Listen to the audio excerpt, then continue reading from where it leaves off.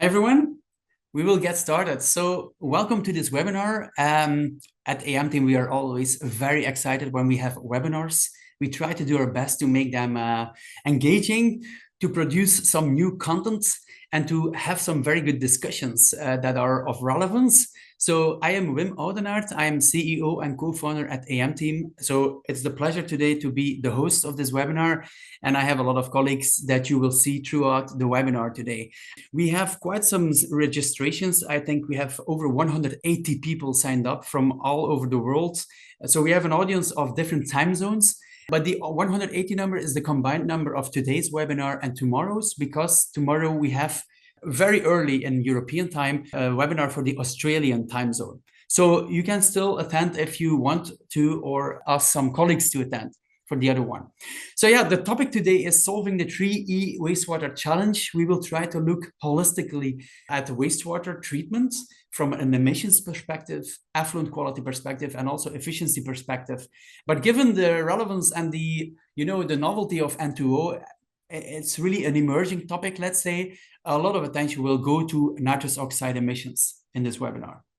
So yeah, welcome. First, some quick intro on how this webinar is going to work. So, of course, we have unprecedented challenges in the wastewater field. I am now, I think, in the wastewater field at around 12 to 15 years.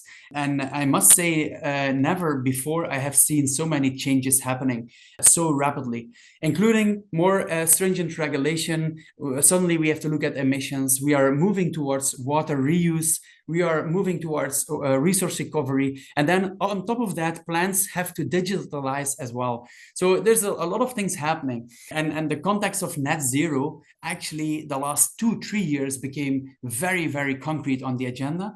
Our objectives of today are that we really hope you get valuable insights you can use in your daily practice, and that you also are up to date, up to speed, let's say, with today's applications of models.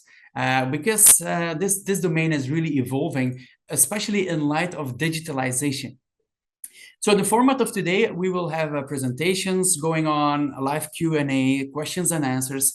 And if you have any questions, which we actually highly recommend, you can put them in the Q&A. If you hover over the screen, you see a Q&A button. So don't put them in the chat, put them in the Q&A, and we will address them throughout the webinar. There will also be intermediate polls with some questions. And after the webinar, there will be a short questionnaire, and we would highly appreciate you if you could fill it in, because we love continuous improvement and also picking the right topics for next webinars. If you want to binge watch a lot of stuff online, you can for sure find hours and hours of content on our YouTube channel. You can see it on the screen, because all of the historical webinars have been put there. It's really a lot of content and selected snippets on specific topics. So yeah, highly recommended, I would say. The webinar team, so I already introduced myself. And then we have also our colleague, Roberta Muyo. She's calling in from Italy. She's our project manager and a senior simulation engineer at the AM Team. And then we have also Giacomo Bellandi. He's our technology lead, also from Italy. And he actually did a PhD on the topic of N2O modeling and kinetic modeling, dynamic modeling. So he has over a decade of experience. And then we have Peter. He's our VP Sales and Solutions. So Peter works with clients all over the world to really develop the projects. And then Usman, he's my fellow co-founder, so CTO of the company. And he also has a PhD in modeling, and he also worked in the past a lot on N2O and computational fluid dynamics and advanced modeling. So this brings us to zooming out a little bit first, and then I will pass it on to my colleague. Let's look at the core treatment goals. Wastewater treatment is very old, and it evolved throughout the years. We started with carbon, then it went to nutrient removal. Today, we are talking about micropollutant removal emissions. But actually, the core business has not been changing. You have a certain effluent that goes to a plant with a certain quantity, let's say an quality or a composition. You have to treat that, and you want an effluent with its desired quality. In drinking water, also the quantity aspect is more important. In addition, you want to do that with as low as possible of externalities, which include emissions, greenhouse gas emissions, other. So everything actually the world is being bothered with. And you want to do that also with minimal amount of resources because unfortunately, wastewater treatment doesn't happen spontaneously. We have to put something in. And we have to put in more than energy. It's also chemicals, it's time, it's testing time, piloting time, CAPEX, OPEX, all of these things. So the equation we ultimately want to solve and address is the big optimization equation: maximize the effluent quality, maximize the efficiency, and minimize the process emissions. And this is what we call the 3 E's of the wastewater treatment: emissions, effluent, efficiency. And we believe with models, certainly in these times today, we can really address these challenges effectively. And now I will pass it on to Peter. He will introduce a little bit the concept of modeling in view of emerging challenges. So Peter, the floor is yours. Yes, thanks, Wim. So indeed, I will talk about how modeling can help the utilities with the challenges, the big challenge Wim already addressed in the first slides.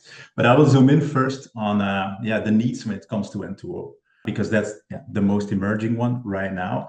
Of course, it's linked with still optimizing your effluent quality with new requirements and do it as efficient as possible. It's the balance, and how do you balance the 3 E's? So when it comes to N2O, what we see that designers and utilities, what they really need is, first of all, the quantification of the emissions at their plants.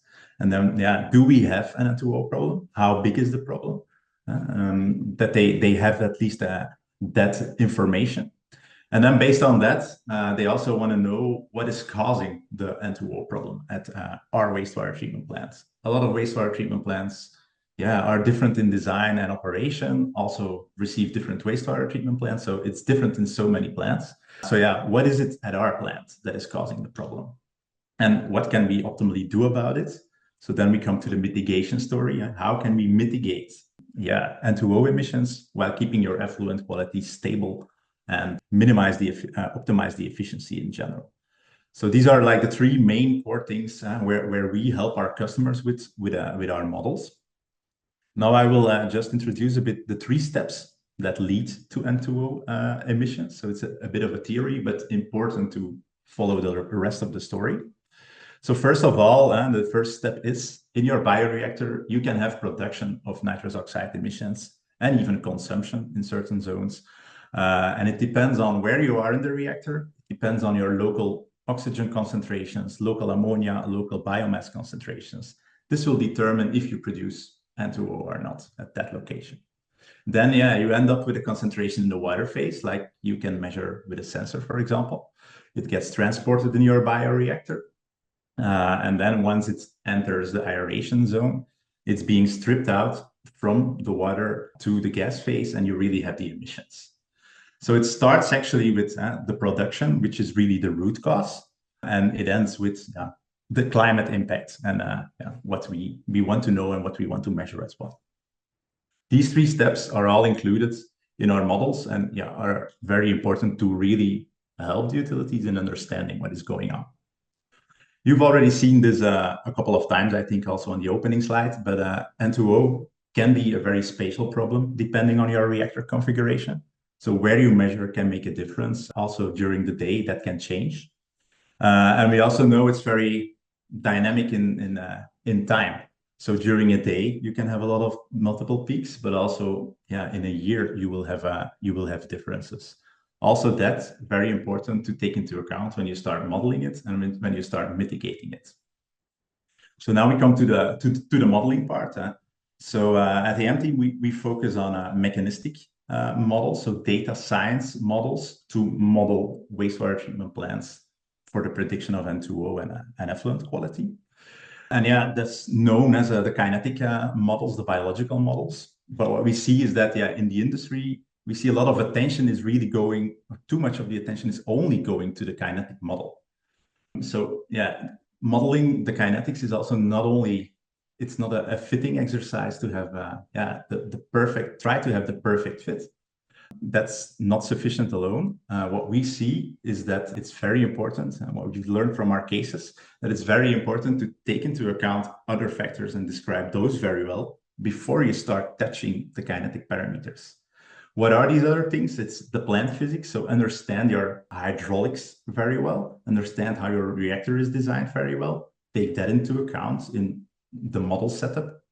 And then also understand the inputs of your reactor and your process very well. It's the influent coming in that can be dynamically over a year, but also the aeration, etc. And we see if you take those three together into account, and only touching the kinetic parameters is actually the last thing you should do.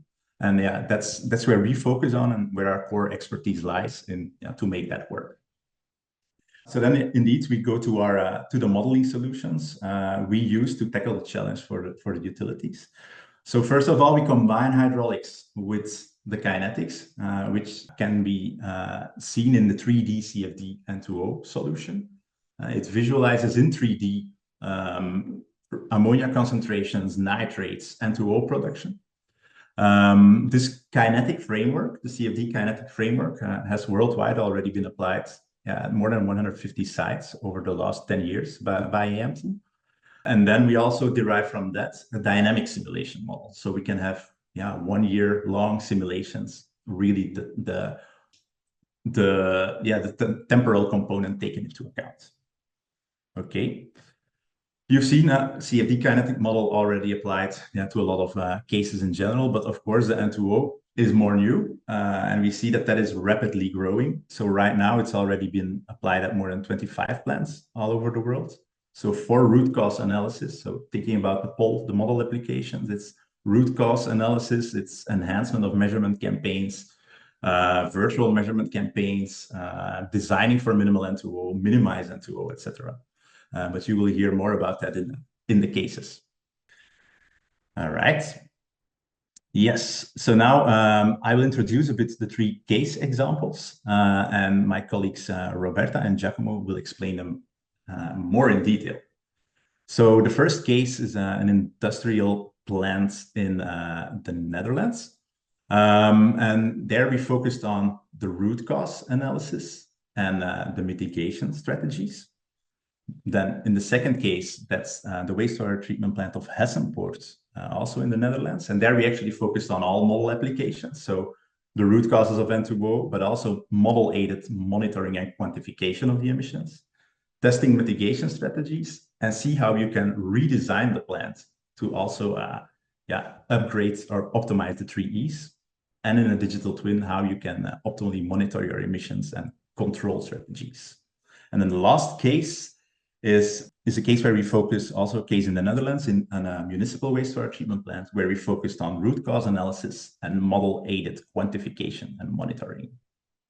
So now I give the floor to Roberta, who will present you the first case. All right, thanks, Peter. So indeed, the first case is a case in the Netherlands with our customer Evides Industry Water. In this case study, we focused on finding the reason behind the N2O emission peak that they've been observing during their measurement campaign and in the liquid phase. But also tackling the root causes of this emission, so trying to already mitigate the N2O. So it's a conventional activated sludge system with anoxic zone followed by aerobic zone. So the inlet influent comes in from the anoxic zone 1, and then it flows through anoxic zone 2 and aerobic zone 1 and 2 towards the outlet. It's an industrial wastewater, but it's similar properties to municipal wastewater. The difference is that it's more concentrated with ammonia and less in COD, and that there are different daily and weekly patterns as compared to the municipal conventional wastewater. So first stage was to run our CFD N2O model to have a representation of the biokinetic variables like the salt oxygen, ammonia concentration, nitrate, and N2O, and so on in the bioreactor in 3D. So for example, here on the left, you see the dissolved oxygen concentration in the bioreactor. And we see that if we focus on the aerobic zones, we see that aerobic zone 1 has very low dissolved oxygen concentration, almost no dissolved oxygen, while aerobic zone 2 at the beginning has very low dissolved oxygen, and then DO gradually builds up to 3.5 milligrams per liter. And then the DO is being recycled back into the anoxic zone 1 with the internal recycle of the nitrate for the denitrification. So that was already a big problem, and the evidence was indeed suspecting that this was causing an hotspot of N2O production in the anoxic zone 1 due to this DO internal recycle.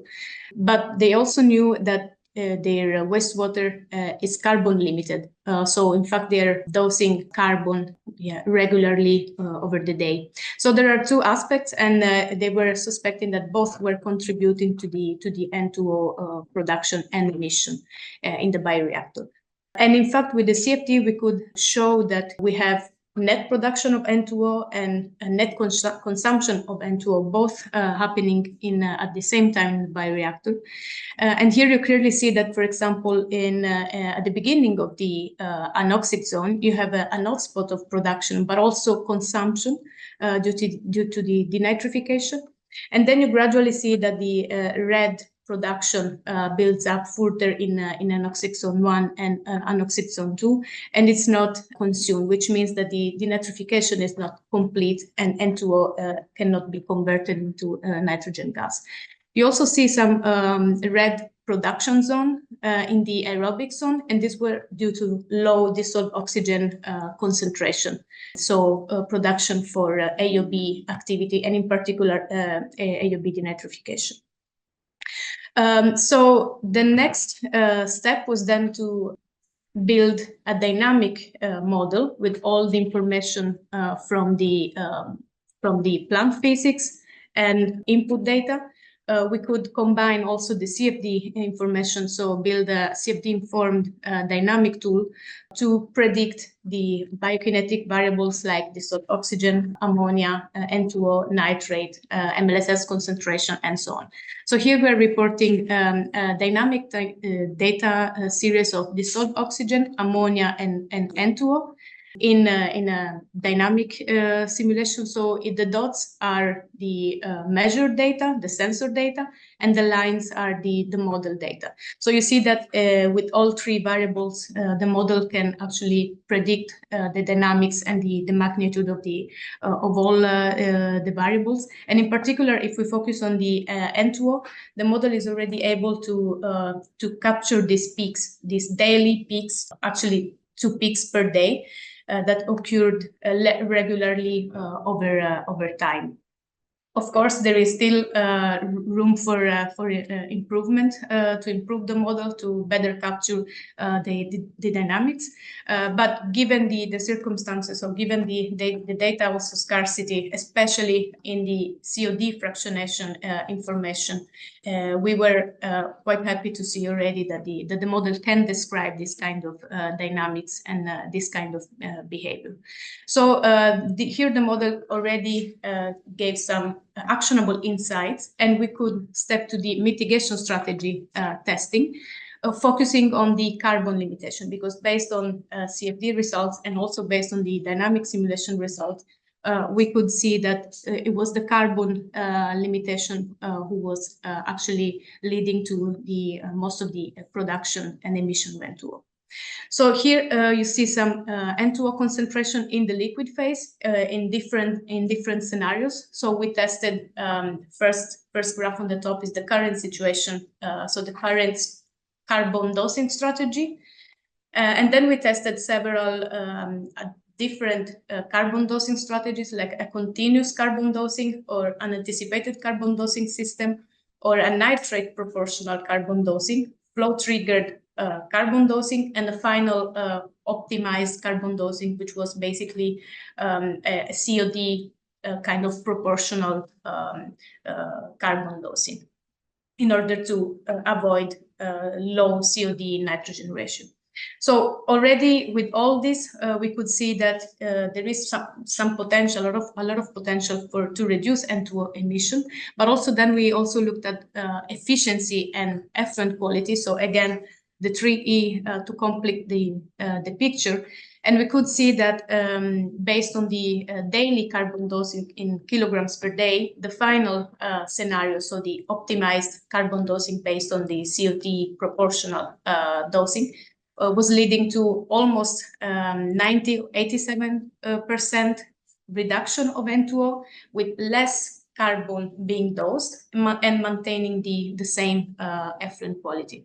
So that was already a first case example where we could minimize the N2O emissions, but also keeping a good effluent quality and optimizing the plant efficiency. So with this, I want to grab the opportunity to also invite for some questions. So if you have any questions, feel free to put them on the Q&A and we will address them. So I guess we now go to our colleague, Giacomo. Giacomo, the floor is yours. Hi, everyone. So here I'm going to present you two hot potatoes in this webinar. Where the first one is the case number 2, is a very complex bioreactor in which there is configured for both phosphorus and nitrogen removal. Is the N2O bioreactor operated by WDO Delta. They have high quality data both on the process description side, so on how the plant is operated, how the air is distributed, the recycles are operated, very high frequency data, and also on the influent characterization. They made a nice effort to describe the fractions of carbon and nitrogen entering in the day and how they fluctuate within the day and entering the bioreactor. And this, together with the CFD study we made, allowed us to design a very detailed dynamic tool, which is a compartmentalization of these carousel reactors. And if you can see here, just to summarize, the water enters from ring 1 and travels to ring 3 and 4 and then 5 and then exit from the outlet. This is in a nutshell, because there are also 5 internal recirculations happening in there, and the rings are communicating with each other. And also very important, where you have alternated aeration, like in ring 4 here, alternated aeration and anoxic zones. You have a speed of the water recirculating in this carousel configuration, right? So we could include all these details into the dynamic tool, and the CFD study also highlighted the production and consumption of N2O, here summarized on your left side in red and blue, and you can see the highest production and consumption happening in ring 3, which is the denitrification ring. So this is the anoxic ring, where you would expect entering with a high nitrate and then consuming the N2O and completing the nitrification, right? Now, the important thing of this picture is also to describe well ring 4, R4 indicated here, because it's the ring with alternated conditions, in which aerobic and anoxic conditions are alternating, and the speed of the water is very crucial to describe how the volume is exposed to these conditions. Then you enter ring 5, where you have mostly aerobic conditions. And on the right side, you see where the emission from the gas phase is actually happening. The red spots are indicating the highest emission points, which are in front of the diffusers, actually, where the mass transfer happens and the gas leaves the bioreactor surface. Now, with this information, as I said, we could design a very detailed dynamic tool to run long-term simulations. And the first thing you see here is the dissolved oxygen, which could be very well represented given the high resolution of and high quality information on the distribution of air and the performance of the diffuser system. Right, so the good maintenance of the biosensor is also important, to have a reference point in the measurements, and then the model would follow very closely what the sensor described in this highly dynamic system, because as to be mentioned as well, it's a highly dynamic system in which we had 5 minutes resolution of data. Here we want to stress the importance of including spatial description of your tank, of your bioreactor, because in a more generic and conventional approach, some things in describing the hydraulics would not be included or considered negligible, and then on the right side you have what would normally happen, not describing this recirculation that you have within the ring itself, or short-circuiting that are happening. And then when an ammonia breakthrough happens, it will not be captured. Whereas if you give it one more click, you can see that we can zoom on the CFD informed model, which can more closely capture this ammonia breakthrough through the bioreactor. Now, having a good representation of dissolved oxygen and ammonia is essential to then have engaged the final step of the modeling exercise regarding the nitrogen species towards the N2O representation, which is representing closely the nitrate profile. On the right side, again, you have a representation of what can happen if we do not describe well what happens in the ring 4, in the alternated aerobic anoxic ring. If we don't include and describe well how much time the single volume is exposed to alternation of aerobic and oxide zones, then our nitrates will accumulate or diverge from the measurements. Whereas in the CFD informed model, we can stay very close to the measured data. In this case, we also had pretty good and high frequency N2O measurements, as frequent as the input measurements, input data, which is very important. And on the top, you can see in orange the measurements of the sensor in the anoxic zone, and in blue the line of the model going through that. Right here, we need to be very representing very well ammonia and nitrate, as I mentioned before, to get to this level of detail, because we are at the sub-milligrams per liter level concentration that we want to describe the system behavior. So it's a very detailed level of precision. An interesting fact is that in ring 5, the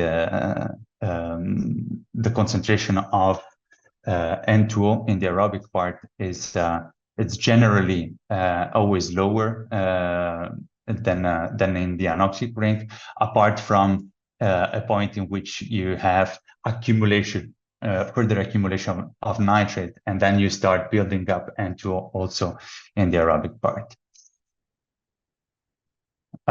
So to conclude on this case, the objective of this exercise is to do a detailed scenario analysis, especially to explore the implications of the use of pure oxygen and the associated effects and implications with on pH. So a pH is going to be included in this modeling exercise, and then pure oxygen and scenarios with making use of pure oxygen, which are very promising on one hand because of the reduced stripping that you have. You use roughly 5 times less gas injected in the volume than using ambient air. Then can be explored, but pH effects are very important to be taken into account, and then we can do control strategy optimization in this view. And if there are questions, we can address some now. Giacomo, yes, I have a question for you. We have a couple of questions, so thanks for the questions. Keep them coming, I would say. We have questions on the carbon dosing case. For example, first question is, does the carbon source itself matter? Oh, The yeah. type of carbon source. Yeah, of course, there is a very short time to present these cases, and then you cannot mention all the details. But of course, there is there is a difference in the type of consortium that you favor, and then their affinity towards the use of N2O, right? So with there are studies, there are publications in literature showing the benefit of a methanol rather than another couple of carbon sources. Yeah, of course, there is there are pros and cons in all these cases. I cannot recommend one in particular from the top of my head, but it's acetate also had this it's pro and cons. So indeed, you with the addition of carbon of a specific type of carbon, you're favoring a particular consortium. So there might be like a slight migration of the community in that sense. That's what they observed in the literature. Yeah. And related to that, Giacomo, yeah, you have stressed that the carbon input is extremely important for model predictions, or actually in N2O mitigation in general, or analysis. Do you see a lot of potential in investing more in a better influence fractionation, or getting a more grasp on the influence, not only carbon but maybe also ammonia, for example? Yeah, true.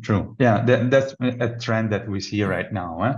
It is becoming more and more clear that having more resolution on what is entering the plant in terms of ammonia, first of all, and organic nitrogen, but also on the type of carbon, which is a bit the most tricky part. Is it's very important, especially on the fraction of biodegradable carbon, which in many cases we see not being constant across the day. So there is a moment in the day in which the fraction of biodegradable carbon becomes more limiting, and then it's important to have a good sensor in that sense that can describe this type of variation. And there are alternatives in on the market with, across like absorbance sensors or bioelectrochemical sensors now, but still in the exploration phase. All right, very good. Let's go to the last case of the day. Case number 3. This is the utility of Rivierenland. We have an overview of the reactor here. You can see the RAS being injected in this place and coming together with the raw influent and being mixed in this first chamber and going through the anoxic section. So this channel is the anoxic part. Where denitrification is happening. So also the internal recycled pipes are coming together, and then here we're entering a zone of alternated aerobic and anoxic zones, because you have diffusers distributed on the floor of the reactor, but you also have zones not aerated, so the mixers are making forcing the flow to circulate and making sure there is no settling in the corners, right? And Simon Duchy, our colleague, made an exceptional work with this transient CFD simulation. There are lots of details that you can go through. That can be a webinar by itself. Just looking at this simulation, but what I want you to look at mostly at how dissolved oxygen varies when aeration is off and is turned off. It's dissolved oxygen is depleted.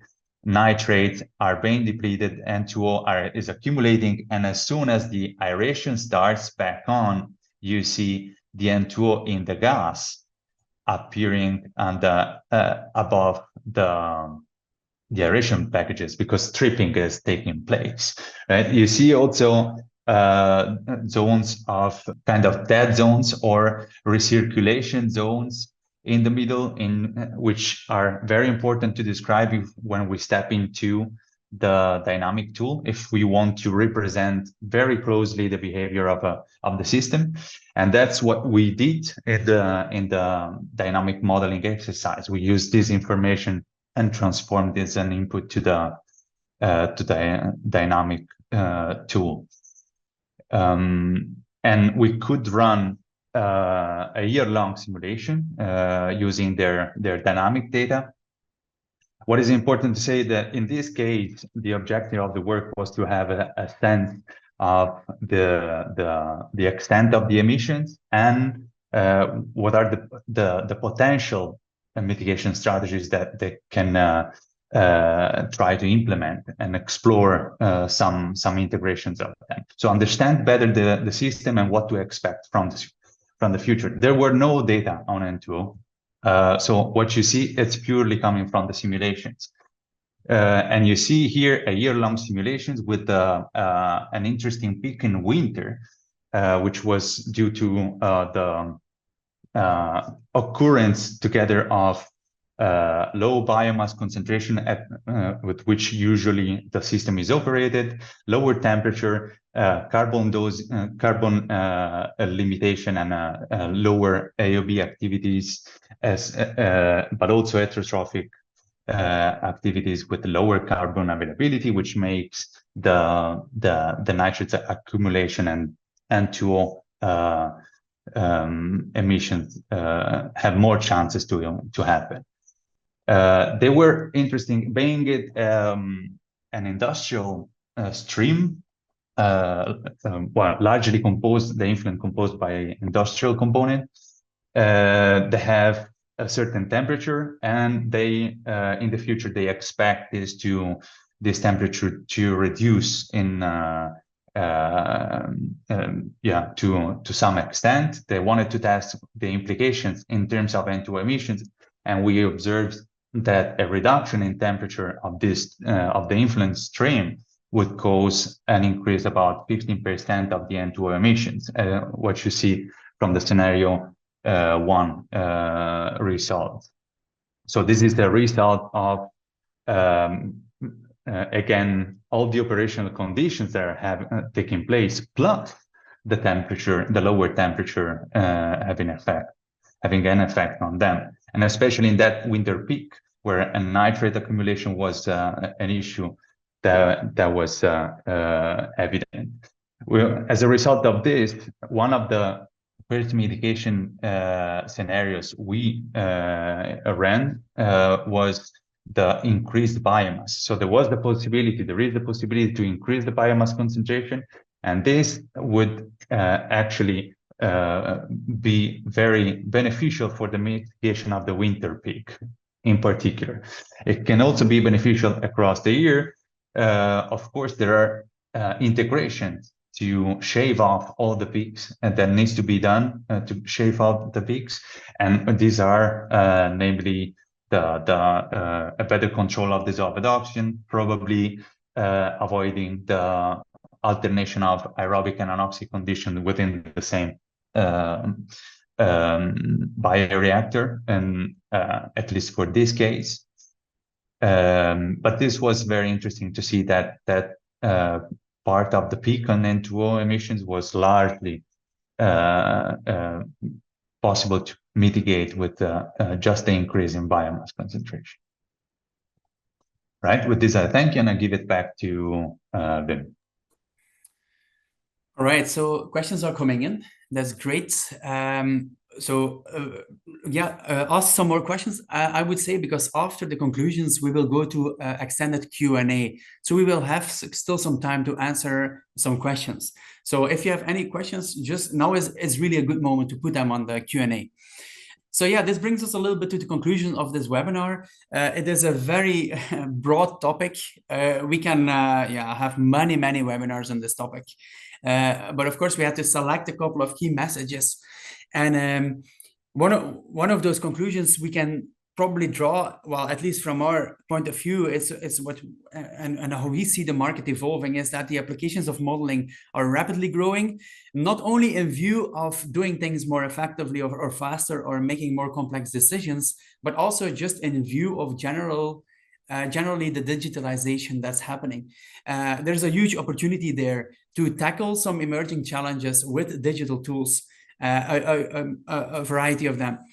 So applications we have now brought to the forefront were plant maximization, especially important, for example, in Europe. In Europe, we will have the new urban wastewater directive, existing infrastructure. So the big question is, how do you meet these effluent requirements today and tomorrow within the existing infrastructure, or with limited extensions happening? So that's a big question. And combined with that, well, probably we should directly couple it with the nitrous oxide or net zero goals. And it's about quantification, understanding, and mitigation. And from our point of view, mitigation can start happening tomorrow as well. So we can do those tracks in parallel. And we also see nice synergies between some monitoring and modeling, these things coming together. The application area is very wide, because typically what we get as a company, as a question from utilities that don't have a lot of fancy data or sensors is, can you actually do modeling at our plants, because we really have not very good quality data? Well, this is really such a good spot to start, because it's especially in data scarce environments where models can produce a lot of value in short term. So this is really against what our industry sometimes thinks. You can always refine the models when you have more data. Giacomo has shown that with one of those cases where we had a lot of data. But it's not always needed.